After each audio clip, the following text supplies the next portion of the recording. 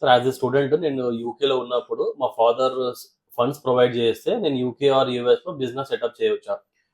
First of all మీరు as a student వెళ్ళినప్పుడు మీకు వీసాలోనే చెప్తుంది you cannot do full time work or do any business are play professional sports అని మీకు వీసాలోనే clause ఉంటుంది. వీసాలో చదవండి మీరు.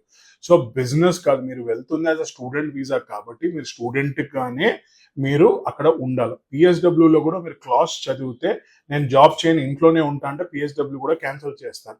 సో మీరు వీసా పరంగానే బిజినెస్ చేయొచ్చా లేదా మీ ఫాదర్ ఇన్వెస్ట్ చేశారు.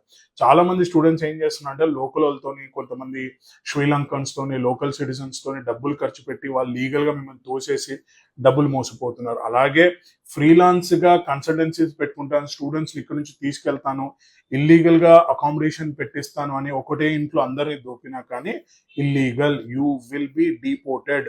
ఒక్కసారి ఇలాంటి చిల్లర్ విషయాల్లో దొరికారు అని అంటే మిమ్మల్ని డిపోర్ట్ చేస్తారు. ఫర్ ఎగ్జాంపుల్ రీసెంట్లీ ఒక స్టూడెంట్ యుఎస్ లో పార్కింగ్ లాట్ లో కూర్చొని మందు తాగుతుంటే డ్రైవింగ్ కూడా చేయట్లేదు. సో ఆయనని ఏం చేశారంటే డ్రింక్ అండ్ డ్రైవ్ కింద బుక్ చేసి H1 క్యాన్సిల్ చేసి డిపోర్ట్ చేశారు యుఎస్ కి.